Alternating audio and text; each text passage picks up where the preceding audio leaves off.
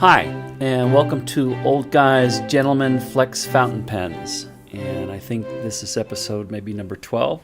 First of all, I guess I should mention that when I do these reviews, most of them right now are on Fountian French ruled paper. It's a nice smooth paper that there's almost no feathering that happens. It's one of my favorite papers. This particular pen is the Waterman 0552, and I'm using Edelstein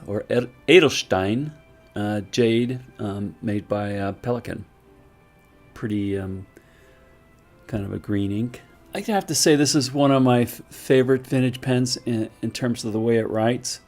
Not a huge fan of all the gold on a pen, but it makes it pretty nice. This one was in pretty good condition. This is a 0552, and at the moment, I forget what those numbers stand for, but right now you will see a description of what that means on the screen. It's black hard rubber, lever filled. It's got a gold filled cover to most of it, I guess. This one, has some monogram initials on it. This says Waterman's right here. This says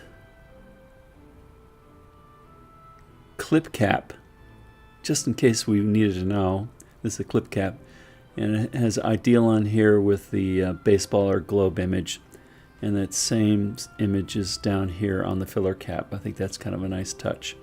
This pattern, I've heard some people refer to it as a Gothic pattern. And I'm not sure why that's Gothic. Looks deco-ish to me. It's got an ideal number 2 nib. I think the number 2 is hidden. Tip could probably be polished up a little bit, a little tarnished. It is closed. It is 13.7 centimeters long. Posted, it is 17, and that looks pretty cool when it's posted because then it's like solid gold down to the section. Pretty much. The length without the post is 13 centimeters.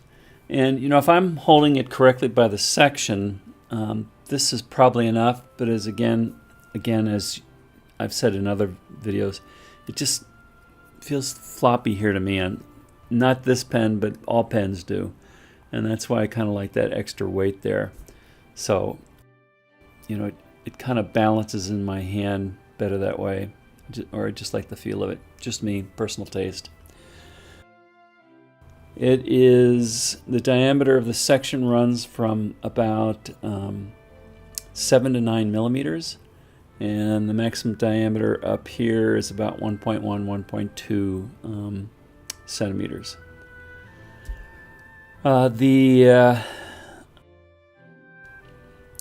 Of course, there's no rating on the nib that you can read, but according to the Richard Binder, he put together this nice thing comparing the millimeters thickness of the stroke sample, the Binder italics, Western round nibs, typical Japanese round nibs. So I use this area in here, and on fine, it's somewhere around here. It's probably like a triple extra fine. I said that right. Triple extra fine to 3 bold plus. It's a nice wet nib. Really lays down a lot of ink. It's very flexible. In fact, this is kind of a subjective rating, but there's another. I didn't print it out, but there's another rating system that's used by a guy on, I think it's called Willow Strong pens. And I would call this something like a Superflex, almost a wet noodle. Well, what does it look like when I write? Well, I do the signature hello.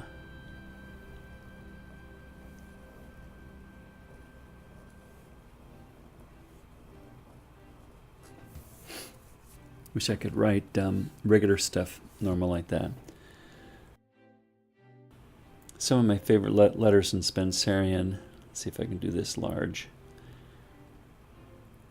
A C that's living large. Or how about a B?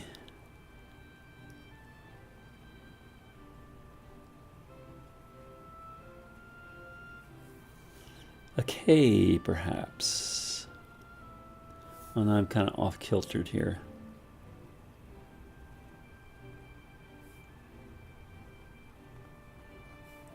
But it writes really well. With a light hand, it definitely writes fine now.